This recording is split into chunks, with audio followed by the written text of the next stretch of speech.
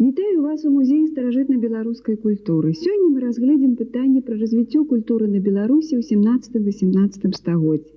Адпраўным пунктам нашай гаворкі будзе Люблінская унія 1569 года, якая аб'яднала Рэч Паспалітую і Вялікае княства Літоўскае ў адзіную федэратыўную дзяржаву, і такім чынам гэта палітычная мяжа нашага культурнага развіцця. Але культура – гэта з'ява самастойная, і таму мы сёння дадзім кароткую характарыстыку гэтага перыяду, потым перагорнем старонкі развіцця дэкаратыўна-прыкладнога мастацтва Беларусі, шляхі, па якіх яно развівалася. Затым мы пагаворым пра такую складаную з'яву, эстэтычную з'яву, як развіццё іконапісу на Беларусі ў 17-18 стагоддзі. Затым мы скажам пра новыя баракальныя рысы развіцця архітэктуры на Беларусі ў гэты час. І потым апошнім пытаннем будзе мецэнацтва як культурная з'ява, якая аб'ядноўвае усе напрамкі развіцця мастацкай культуры на Беларусі ў 17-18 стагоддзі. Зараз такі час, што вы, мабыць, любіце удзельнічаць у віктарынах, у тэстах, у конкурсах, у шоу і адказваеце на пытанні, угадваеце словы.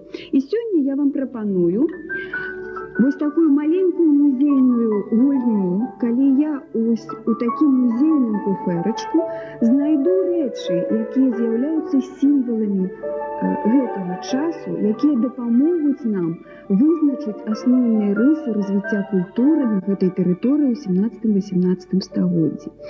І гэта, перш за ўсё,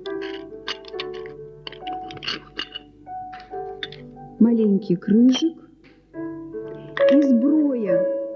Вось такія сімвалы гэтага часу, і ў нашым далейшым разгляданні мы будзем бачыць, як цесна звязаны гэтыя умоўныя прадметы з тым рэальным жыццём, якое было ў культуры 17-18 стагоддзя. Я лічу, што калі даваць кароткую сціплую характарыстыку гэтага перыяда, то перш за ўсё трэба адзначыць асноўныя цікавыя лёсы тых людзей, праз якіх да нас дайшло культурнае развіццё. Я маю на ўвазе традыцыйнае праваслаўе і пашыраючыся на гэтых землях каталіцызм, барацьбу паміж імі. І я назову зараз некалькі імёнаў, праз лёс якіх вельмі трагічна, можа і станоўча прайшлі вось гэтая барацьба паміж традыцыйным праваслаўем і пашыраючымся на гэтых землях каталіцызмам. Перш за ўсё трэба прыгадаць Казіміра Лышчынскага, нашага выдатнага дзеяча, які скончыў брэсцкую езуіцкую калегію на пачатку 17 стагоддзя, потым быў у войску, потым зноў вярнуўся да езуітаў, і тым не менш праз некалькі гадоў ён прыйшоў да высновы, што Бога няма. Націск езуітаў на гэтых землях быў такі цяжкі і жорсткі, што Казімір Лышчынскі напісаў трактат аб неіснаванні Бога. Гэты адукаваны шляхціц, гэты чалавек, які быў мужным і вайскоўцам, тым не менш прыйшоў да такіх вось істотных вывадаў. Другі лёс, якіх я хацела б прыгадаць у сувязі вось з гэтымі сімвалічнымі рэчамі, гэта лёс Сімеона Полацкага, нашага выдатнага пісьменніка і выдатнага перакладчыка, які таксама, успрыняўшы багатыя традыцыі полацкай культуры, захацеў неяк шырэй уступіць у культурнае жыццё.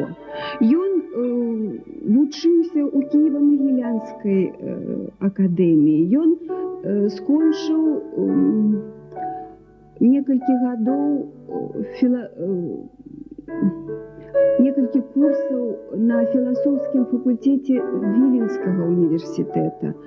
Але ж вымушаны быў пастрычься ў монахі у Багаяўленскім манастыры у Полацку. Ён тут не знайшоў сабе шырокага поля дзейнасці, і паколькі чалавек быў вельмі таленавіты, адукаваны, ён пісаў вершы, ён ведаў і жывыя, і мёртвыя мовы. І ён быў па характару уніатам. Ён добра ведаў, што трэба спалучаць як праваслаўныя элементы, так і каталіцкія, бо Бог адзін. І Сімеон Полацкі ў сваіх пошуках паехаў у Маскву.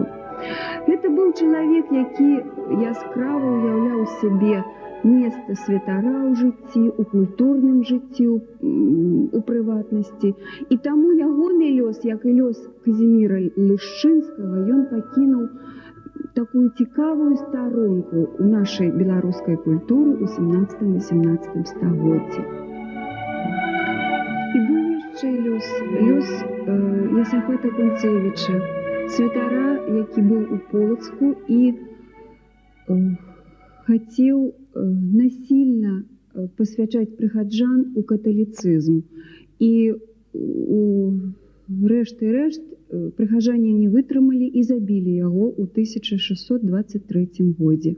Але ўсе гэтыя тры лёсы, і Казіміра Лашчынскага, якое сажглі на кастры на старым месцы ў Варшаве, і лёс Сімеона Полацкага, які ад'ехаў у маскоўскую дзяржаву, і лёс Ясафата Кунцевіча, гэта і ёсць тыя лёсы, праз якія прайшла культура у сваім развіцці ў 17-18 стагоддзі на Беларусі. Такім чынам, пасля Люблінскай войны на нашай землі шырока праніклі езуіты. Усё ж, нягледзячы на такія адмоўныя падзеі у сувязі з лёсам Казіміра Лышчынскага, Рэч Паспалітая пакінула за сабой рэпутацыю дзяржавы без кастроў. Царкоўная барацьба ішла побач з барацьбой дзвюх суседніх краін і іх саюзнікаў за землі і народ і паству. З аднаго боку, культура аб'ядноўвала і развіццё культуры, мастацтва, кнігадрукавання, дэкаратыўна-прыкладнога мастацтва. З другога боку, праслежваецца барацьба паміж цэрквамі, групоўкамі магнатаў і насельніцтвам у іх падтрымку ці наадварот. Канец 16 стагоддзя, заключэнне Брэсцкай уніі 1596 года і надае напружанасць развіццю культуры на ўвесь 17 век і 18 таксама.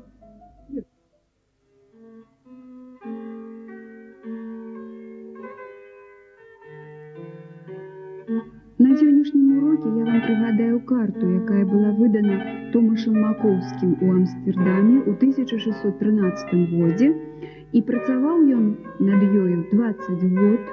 Гэта быў чалавек, мастак, гравёр, які працаваў у Радзівіла-сіроткі. І на сваёй карце ён адзначыў 312 пунктаў Великого княства Літоўскага. І па гэтай карце можна праследзіць, што менавіта на гэтых землях ішлі ваенныя кампаніі, шла барацьба паміж Рэччу Паспалітай і маскоўскай дзяржавай за Вялікае княства Літоўскае. І статыстыка сведчыць, што ў 1650 годзе на тэрыторыі Беларусі пражывала 2,9 мільёна чалавек, а ўжо ў 1673 годзе іх засталося ўдвая менш. Толькі 32 гады было мірных у 17 стагоддзі у гісторыі Рэчы Паспалітай. увесь час ішлі ваенныя кампаніі. Але працэс развіцця культуры ён няспынны. Ужо ў 1662 годзе адзначаны, зафіксаваны ў дакументах факт, калі віцебскія мяшчане, купцы атрымалі, а іх было больш за 500, атрымалі 197 дазволаў на праезд дзеля гандлю ў маскоўскую дзяржаву. І гэта, як частка развіцця культуры, сведчыць аб тым, што беларуская культура, яна развівалася на новай глебе і дапамагала само жыццё развіваць культуру на новым месцы, ствараць нешта станоўчае. Я маю на ўвазе, нягледзячы на тое, што былі зруйнаваны і мястэчкі, і гарады, і разбураны рамесніцкія традыцыі, наблюдаўся адток майстроў, рамеснікаў у маскоўскую дзяржаву. І тут у 1672 годзе узнікае мяшчанская слабада, большасць насельніцтва якой складалі менавіта беларускія рамеснікі і майстры.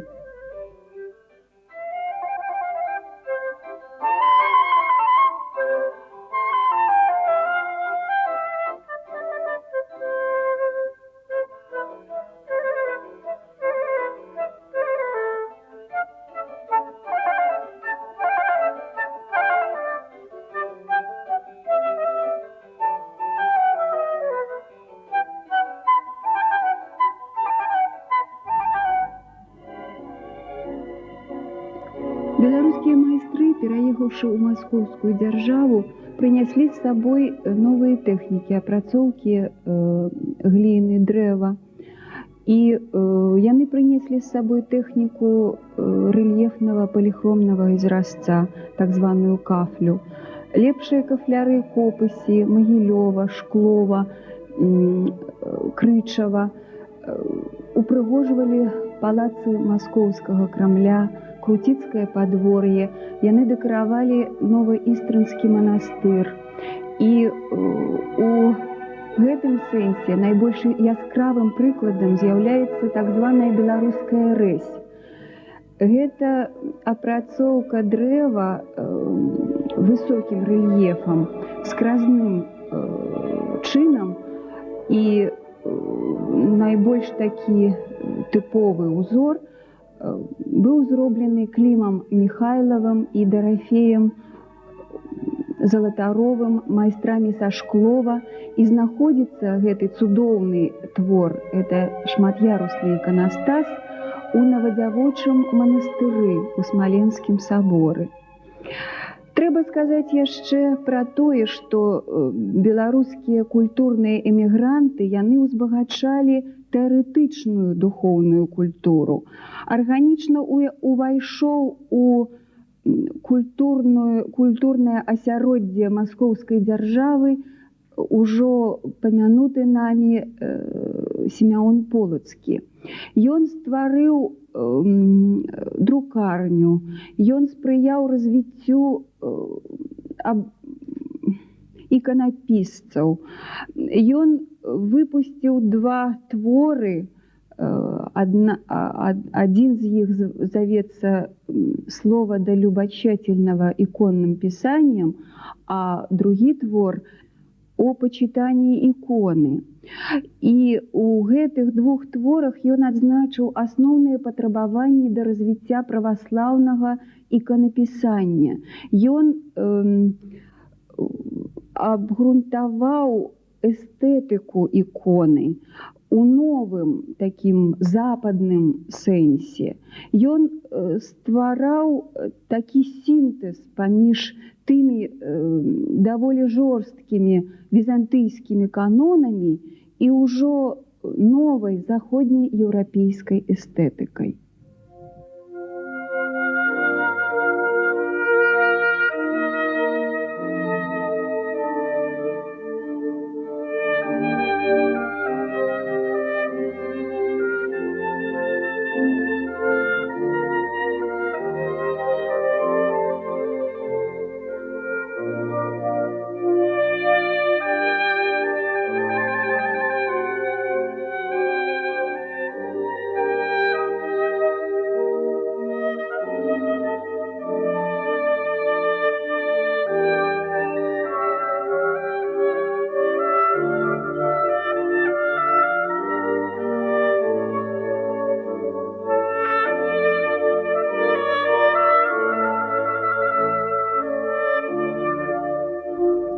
зараз мы працягваем нашу гаворку наконт культурнага развіцця, пытаючыся разабрацца ў тым, што такое стыль барока.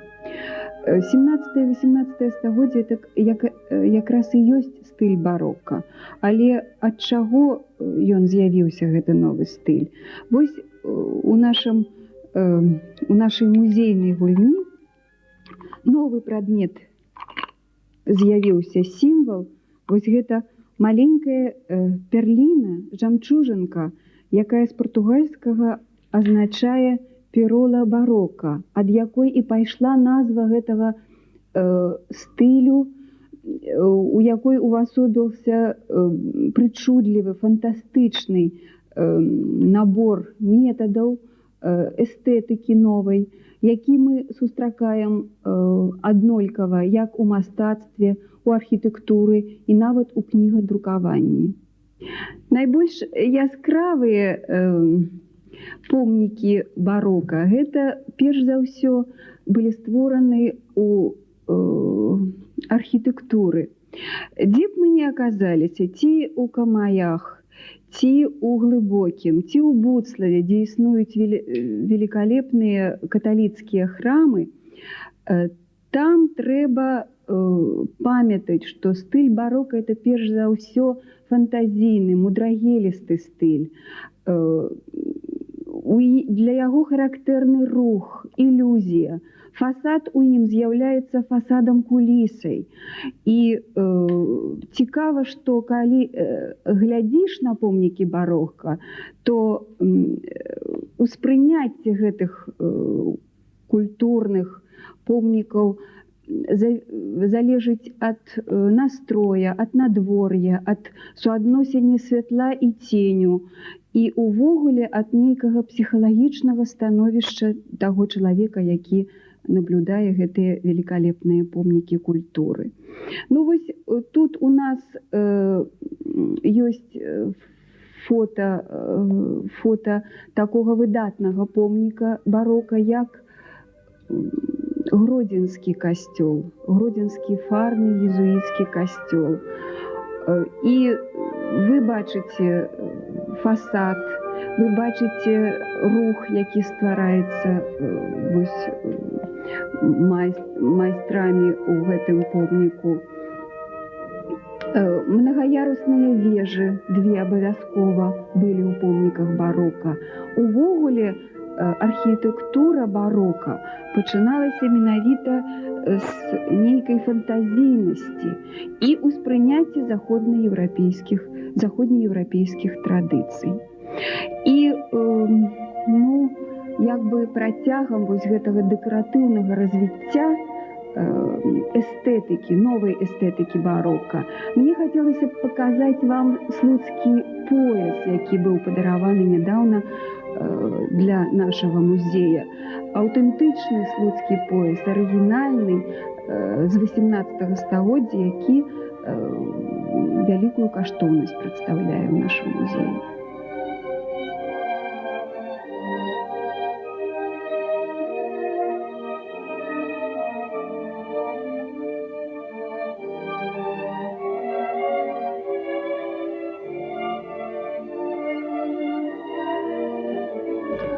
А зараз мы дайшлі да сапраўды унікальнага матэрыялу. Такой жывапіс стваралі менавіта майстры на нашых беларускіх землях. У 17-18 стагоддзі ў маленькіх гарадах, у Століне, Іванаве, Моталі, на Гомельшчыне складаліся свае жывапісныя школы. І вось стыль барока вельмі ярка увасобіўся у такім творы, як Троіца з Іванаўскага раёна, яна датуецца 17 стагоддзем. Мы бачым тут асноўныя рысы, якія прынесла новая творчая манера стылю барока. Гэта асаблівая дэкаратыўнасць, разны фон, які вельмі акцэнтаваны вось тут у кампазіцыі. Гэта вельмі натуральныя постаці анёлаў, якіх прымаюць Авраам і Сара. Гэта больш свабоднае такое свабодныя адносіны да біблейскіх персанажаў. Дарэчы, у гэтым великолепным творы першы на Беларусі мініятюрны партрэт. Ён датуецца 17 стагоддзем. Вы ведаеце, што Троіца ветхазаветная – гэта великолепны сюжэт Бібліі, у якім увасобіўся звычай такога бескарыснай гасціннасці. Аўраам і Сара ў гэтым сюжэце яшчэ не ведаюць, якую вестку прынеслі анёлы, але яны кормяць гэтых анёлаў. І тут зусім выдатны накрыты стол, великолепнае жывапіснае адзенне ў анёлаў. Амаль што першы твор пачатку 17 стагоддзя, дзе з'яўляюцца архітэктурныя кулісы. Гэта таксама такі вельмі яскравы прыклад новага стылю барока. Можна сказаць, што стыль барока сваім дэмакратызмам, сваім выяўленнем нейкіх народных рысаў, ён выдзяляецца, ён адрозніваецца ад той культуры, якая была напярэдадні. У карцінах з'яўляюцца такія элементы, як павіванка, як намітка, як убрус, рубахі, арнаментаваныя нацыянальным арнаментам. Гэта ўсё надае жывапісу нейкі характар прастанароднасці. Ён спалучае у сваёй сутнасці старыя візантыйскія традыцыі і новыя заходнееўрапейскія. І хочацца сказаць і падкрэсліць яшчэ раз, што менавіта тут, на транзітных такіх землях, зыходзячы з геаграфічнага становішча, беларусы першымі засвойвалі вось такі свой тып баракальнага мастацтва ў жывапісу.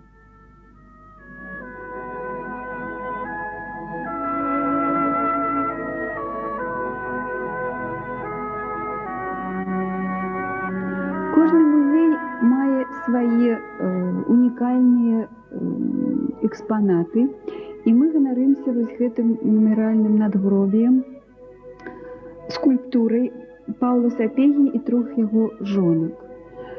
Павел Сапега – прадстаўнік магутнага беларускага шляхецкага роду, чалавек, у раду якога быў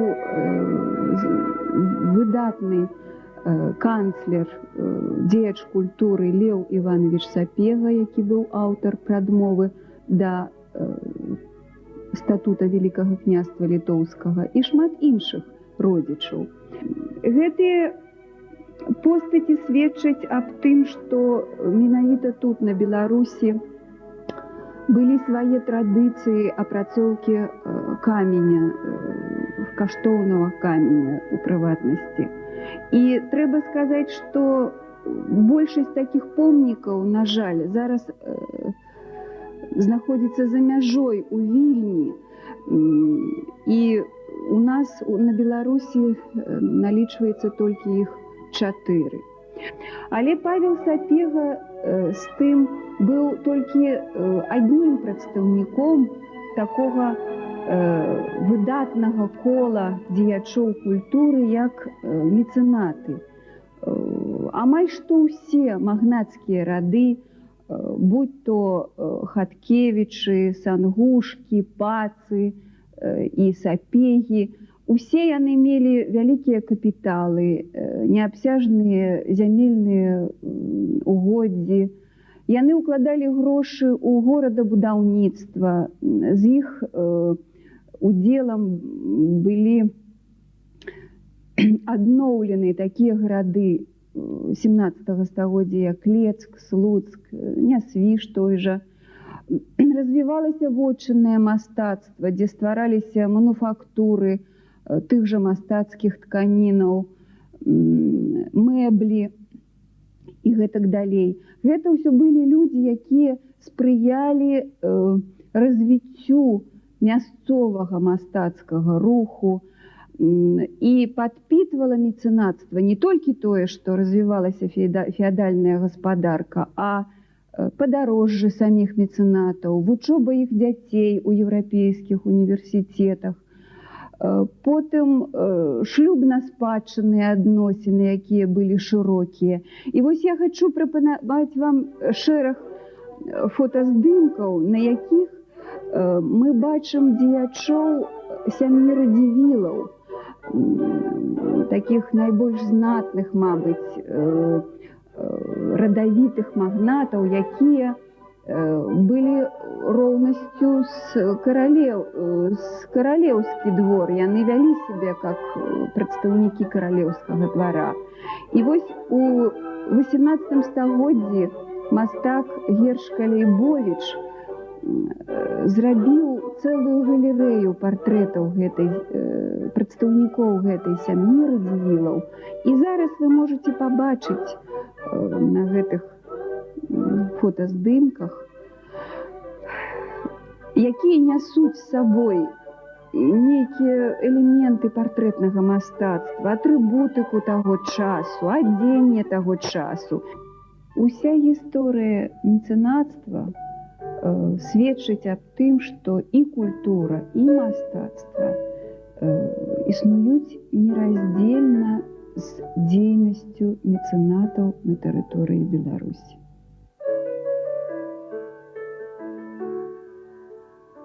У канцы нашай тэлеразмовы я хацела б падвесці маленькі ітог і успомніць тыя пытанні, якія мы сёння разглядалі. Па-першае, гэта была кароткая характарыстыка эпохі 17-18 стагоддзя. Па-другое, мы перагарнулі старонкі развіцця дэкаратыўна-прыкладнога мастацтва, адзначылі, як развіваўся іконапіс на тэрыторыі Беларусі і асноўныя рысы храмавага дойлідства у 17-18 стагоддзі.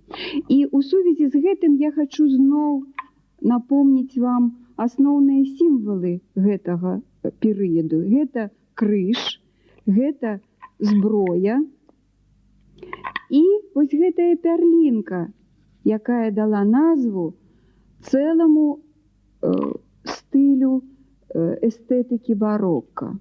У сувязі з гэтым я хацела б сказаць, што мы, як еўрапейскі народ, ганарымся той спадчынай мастацкай культуры, якія пакінулі нам продкі і якія вядуць свае карані з 17-18 стагоддзя, не гледзячы на ліхалецце, не гледзячы на ваенныя кампаніі. Мы павінны ведаць і ганарыцца гэтай спадчынай культуры.